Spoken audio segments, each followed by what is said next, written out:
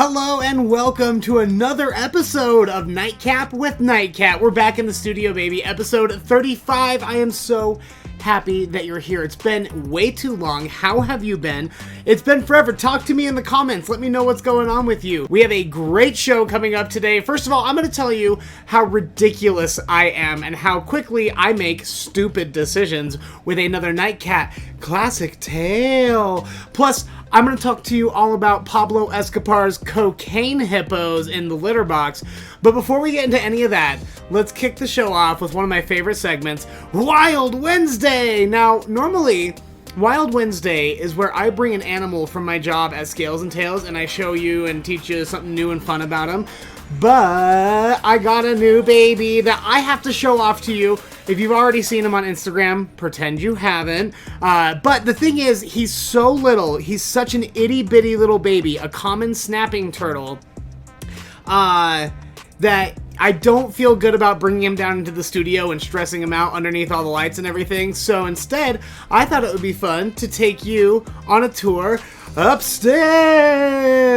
Let's go. Here it is. This is the only corner of my room you get to see because it's the only corner I bothered cleaning. Look how cute he is. He's so little. I had absolutely no idea he was going to be this tiny. So I had a bigger tank for him than he really needs. And I only fill it up about this much. If you're concerned about that, here's the thing. These babies right here are really bad swimmers. They will drown if you keep the water too deep. So this is the smallest amount of water I could put in. Plus he has high spots on the rocks. He's got a little shark mouth to hide in.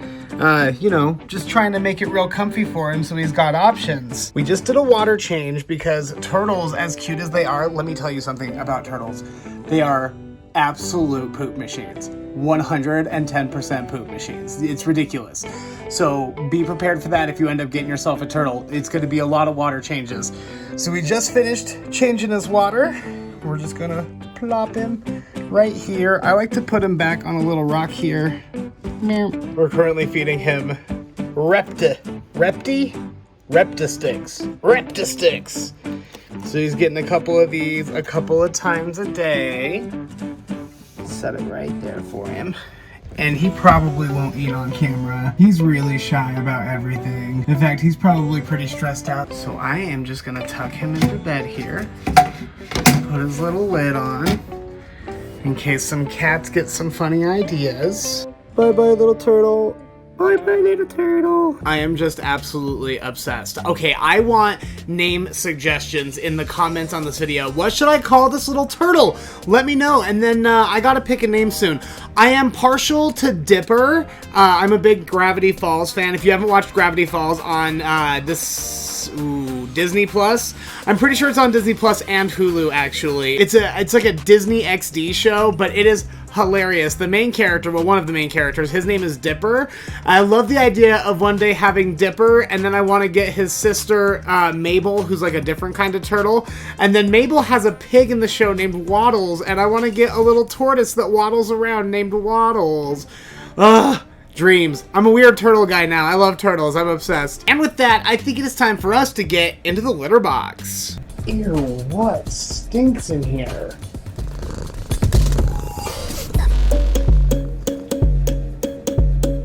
The litter box is the part of the show where I go through all the stupid news and I only bring you back the best stuff. You know why? Because all I do is read stupid news. The real news is horrible. Have you looked at it lately? Everything there is bad. It's a nightmare parade. So instead, we are just going to talk about the fun stuff. And I want to get started with the fact that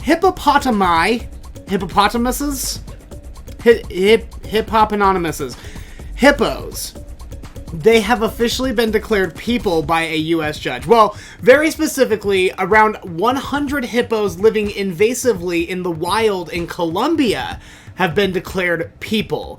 So it's very, very strange how this all got started. Pablo Escobar, the notorious drug kingpin who was killed back in the 90s, he had this enormous ranch in Colombia where he had all of these exotic animals. The thing I know about drug lords is that they love exotic animals. I'm guessing a good chunk of Joe Exotic, the Tiger King's tigers, ended up with like drug dealers who are nothing but alligators and tigers and guns. So anyway, Pablo Escobar, he ends up bringing some hippos to live on his ranch in Colombia. But after he dies, the ranch was just kind of left to like fend for itself.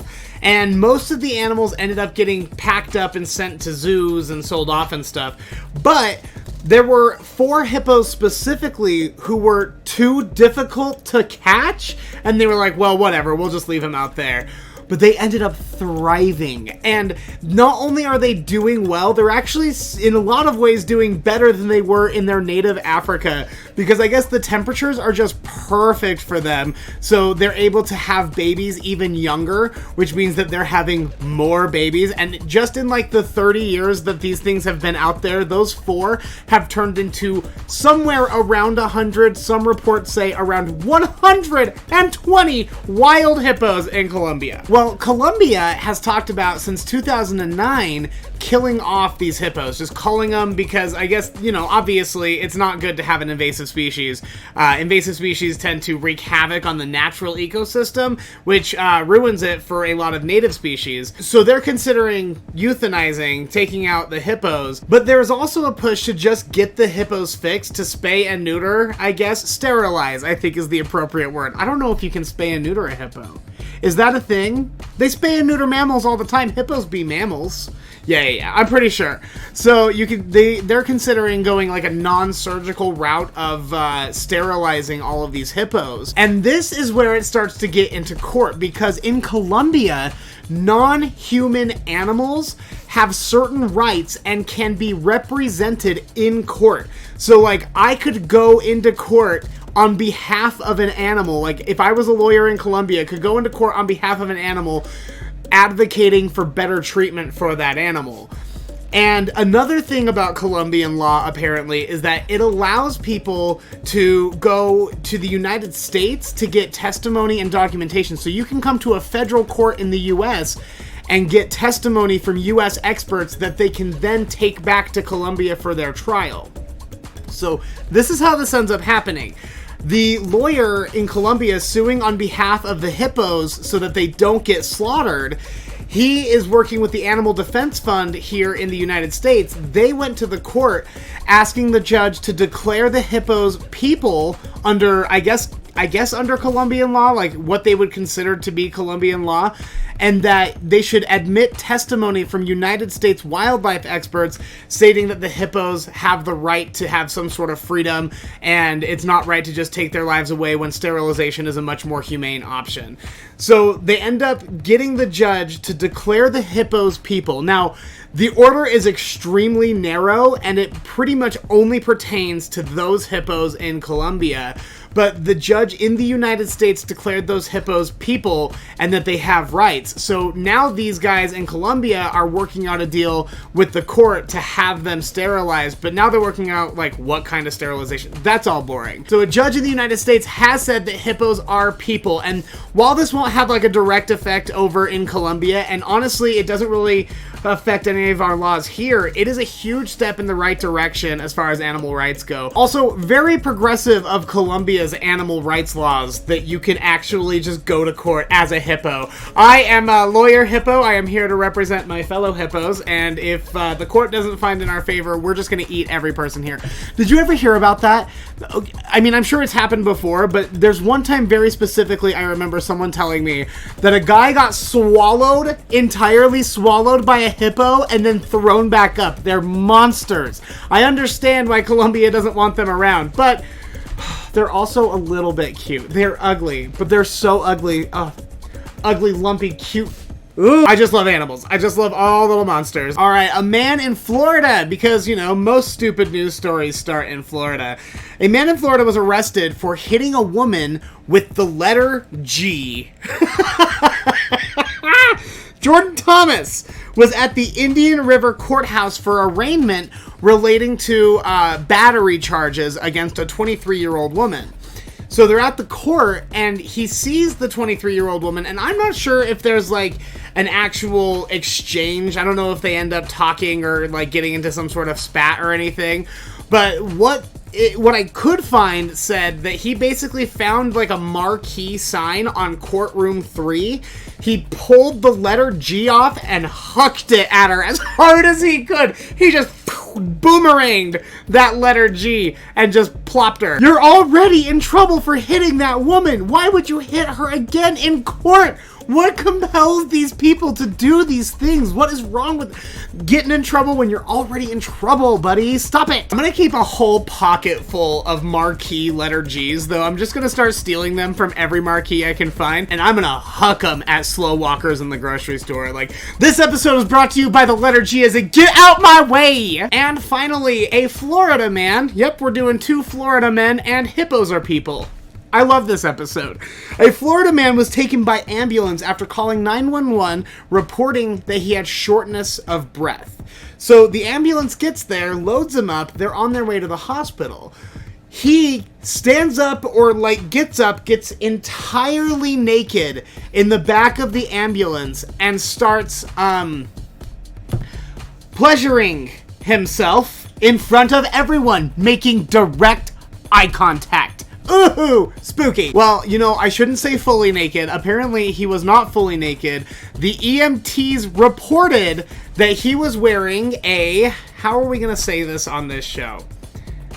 A condom. We're just going to say it. He was wearing a condom. So, like, a little raincoat. He had just a little raincoat playing tennis all by himself in front of everyone, making direct... I can't think of anything scarier than an unstable man just making direct eye contact with you, wearing nothing but a raincoat playing tennis. Ah! He was charged with a misdemeanor and was out of jail in just a couple of days, which I don't know how that is not more than a misdemeanor. And I don't know, maybe he actually did have shortness of breath, but at the very minimum, I feel like that's making a false 911 call, or like tying up the 911 lines. And do you have any idea how hard the people at 911 work in Florida? Do you have any idea how many Florida calls the 911 dispatch centers are fielding every day? From alligator accidents to you lost your fingers in a four-wheeling accident. Leave those poor people alone. They are on the front lines fighting for their lives out there. And that is the litter box. I am so excited to show you one of my newest toys that I have recently added to the collection. Let's get into it. It's time for Sunken Treasure. Sunken Treasure is the part of the show where I dig into my toy collection and we play with something awesome! Okay, I have wanted this thing forever. This is the ROARIN SNORIN Baby Norbert from Mattel. Mattel number 50843. From 2001, the Harry Potter and the Sorcerer's Stone. It was the original movie that this came out for. I wanted this as a child. It was nowhere to be found. We could never find one. Or my mom made that up because it was too expensive, because I'm sure this was very expensive. But this was basically a Harry Potter version of the Furby. So you pet it, you talk to it, it interacts, and this toy is officially 20 years old as of this year. It came out in 2001. I don't think it's ever been out of its original package. So, we are going to change that. I know people freak out every time I take a toy out of the package, but like, what is the point of collecting toys if you don't get to play with them? Plus, I'm going to make sure I do a really nice job opening this box. I say as I hack and slash my way in. I got a little razor blade.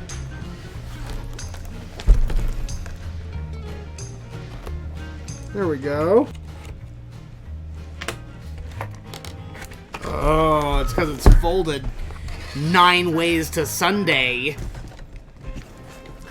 Oh no. Alright, I'm gonna just put you on hold for a second because this is gonna get boring. Okay, now, zip ties. My nemesis. Jesus, they really don't want you getting into these toys, for God's sake. Norbert! Oh, we did it!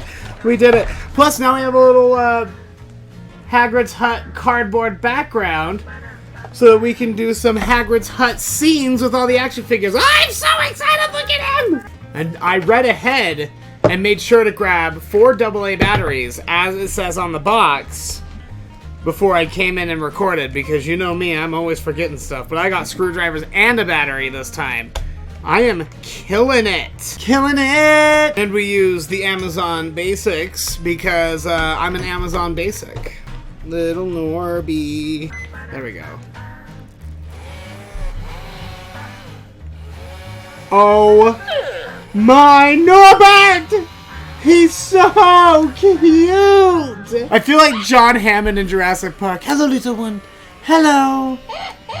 Oh. So the fact that I didn't have this as a child is a bummer, but now that I'm 30 and I have it, I'm very excited. As you can hear, very labored machinery and also very interesting. Oh my gosh, his little mouth lights up! Check this out. It's a Dragon Care Handbook! Norbert is your interactive magical pet dragon friend.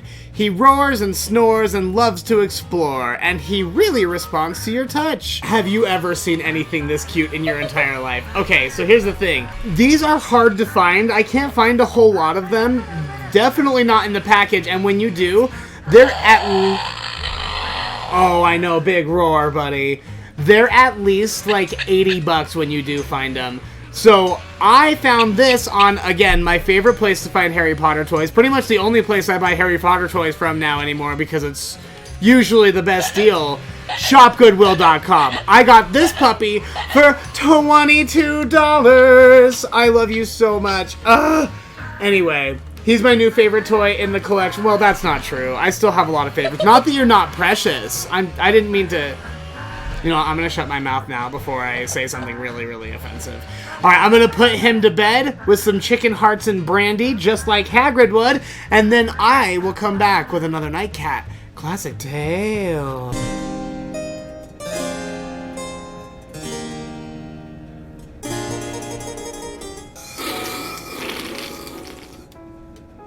Skipped the coffee, went right for the good stuff today. Nightcat Classic Tales is the part of the show where we relive something embarrassing or stupid or traumatizing that I did for your amusement.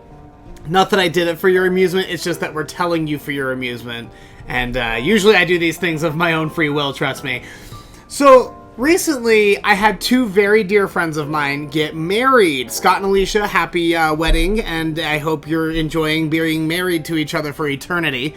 But me and my roommate Veronica were thinking of something to get them for a gift, and Alicia had been talking about wanting a pet tarantula. So we asked Scott, hey, is it cool if we get her a tarantula, if we get you guys a tarantula for your wedding? And he thought about it and then said yes. So I go out, I pick out a spider, pink toe tarantula, crawling around. She's so cute. And we decide to wait until after they get back from the honeymoon, obviously, to give it to them because it's a very low maintenance pet, but it's still, you know, some maintenance. You're still gonna have to do some maintenance with any pet that you get. And while they were on their honeymoon, Veronica, my roommate, was also going to be out of town. So a couple days before she leaves, I go to check on the tarantula, and the tarantula's dead. And I start freaking out. I'm like, oh no, oh no, oh no, oh no, I killed it. How did I kill it? How did I kill it? And like, I don't know if she just like got really cold or something, but I was really upset. And then I realized I can't let Veronica see the dead tarantula because if I'm this upset about it, she'll crumble. So I concoct this plan, this cockamamie plan, where after she goes on vacation and I'm in the clear, I head down to the pet store where I got the original spider, get a second spider, and replace it. You know, the whole sitcom switcheroo. I pick up the new spider. It's really little. Like, it's a small spider, much smaller than the impressive one I had got. But I was like, maybe Veronica won't notice that the spider's like half the size it was. And I get the spider home, and I go to take the dead spider out of the cage, and she grabs me, and I was like, oh, this spider's alive! So now, because I am an idiot and just sort of assumed she was, but in my defense, I picked her up and she was like, she wasn't molting, because when they molt, they flip onto their back and stuff. So I think maybe she just got really cold one day. So I made sure to get her a new heater and I moved her into a warmer part of the house and she's been fine. So now, next to my bed, kitty corner from my snapping turtle, I have not one, but 2 spiders, because we also still haven't given Scott and Alicia their spider yet. It is hard being me. It is hard being this dumb. No one tells you when you're young it is this hard being dumb. Don't do it. Go read a book or something. Go learn something new, because this is a cautionary tale. I have very little common sense, but at least I'm cute.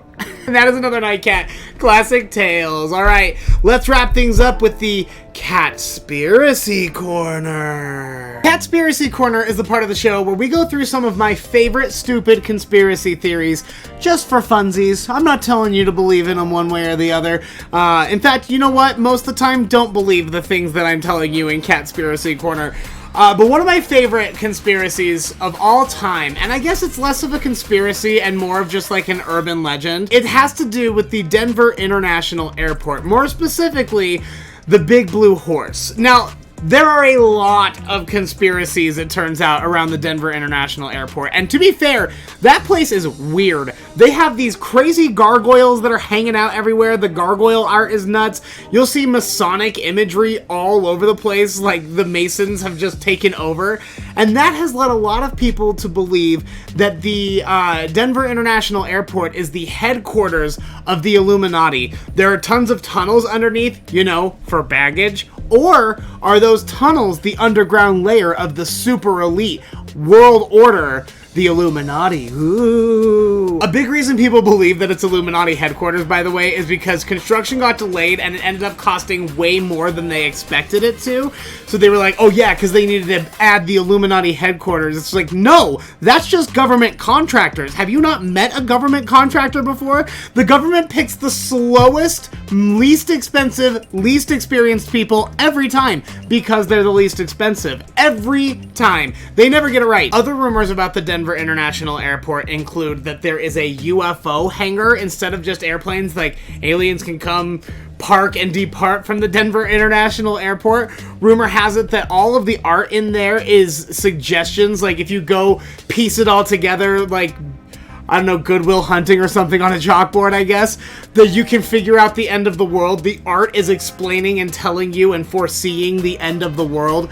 But my very favorite Denver International Airport conspiracy theory is with the blue Mustang with the glowing red eyes that people say is cursed and or sentient and evil. If you've never been to the Denver International Airport, right at the very front of it, as you're exiting when you get in or as you're coming in to depart, there is an enormous statue, 32 feet to be specific, of a blue horse, and he's got these glowing red eyes. And everyone for so long has been like, yo, those eyes are off-putting, this horse is scary, what does this have to do with the Denver International Airport?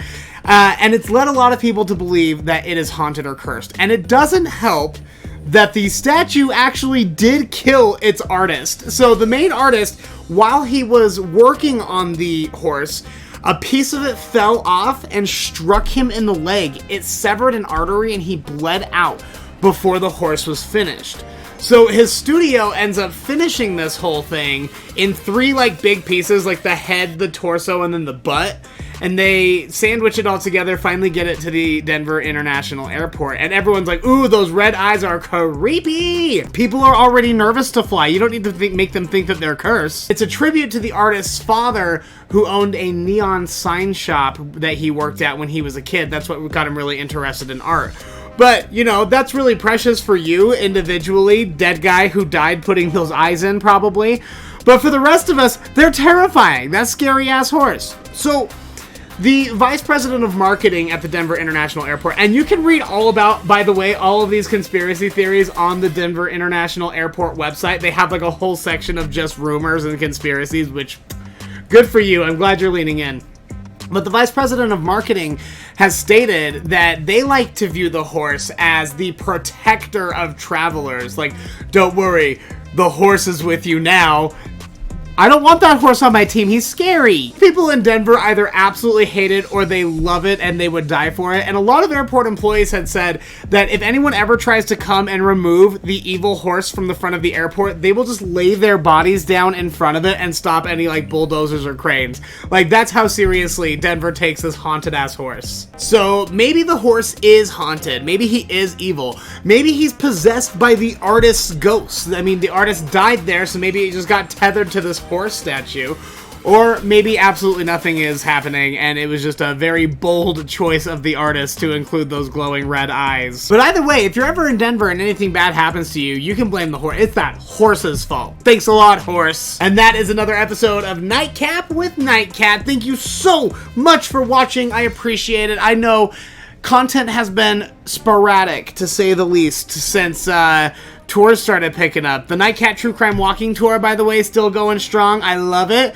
But as you know, if you've watched the other videos, you know that I recently purchased a bus in order to keep doing the tours through the winter. So I'll be doing crime tours on the bus, but I think the first route that I'm going to kick off is a Salt Lake City Curiosities and Oddities tour. And I want to take you to some of the weirdest places in town. I think I finally have a route picked out. I'm waiting for the bus to be wrapped. They're designing it right now. I'm finishing up all the bodywork. I'm hoping to have a tour on the schedule and kicked off by mid-November. So it's ambitious. I only have like 3 more weeks to get it all kicked into gear and ready to go, but I think I can do it. And if you've already come on the Walking Crime Tour, thank you so much. If you haven't, what are you doing? Get over there. The link for everything is at the link tree in the description of this video, linktr.ee/JacksonWitt, or you can visit nightcatshow.com for more information on everything that I'm up to these days. nightcatshow.com. Hey, we'll have another episode. I want to promise you that it'll be next week, but lately, I don't know what any of my weeks look like, and I don't know what I'll have as far as time to record or anything like that, but I appreciate you hanging in there and continuing to support everything, the True Crime Tours, my Patreon, following me on social media. It really means a lot that you've hung in there with me this long, and I am so excited for whatever the future holds. I've got big, big, big plans that hopefully one day I can tell you about. But right now, I'm just really focused on doing the crime tours and getting more online content out to the rest of y'all. So thank you for watching. Make sure to share this with your friends, like this video, comment on it, tell me what you liked about the episode, and I will see you soon. Bye. Bye. Oh, don't forget to please put turtle name suggestions. What should I call my snapping turtle down in the comment section? Some of my favorites so far. Somebody recommended Bash or Crash, which I really like. I don't know why. He just really looks like a Crash to me, or a Bash. So those two are definitely on the roster. Friend of the show, Katie, her daughter recommended John Cena, which I love, but also her daughter's just like way too young to know who John Cena is. But thank you so much. I love the name John Cena. I am considering Crash Bash, John Cena. Like I said, Dipper. Personally, I'm a big fan of Dipper. But I'm sure that there are a million other incredible names that I'm not remembering. So please, in the description of this video, tell me what I should name my new baby snapping turtle. All right, now for real this time. Goodbye. Bye.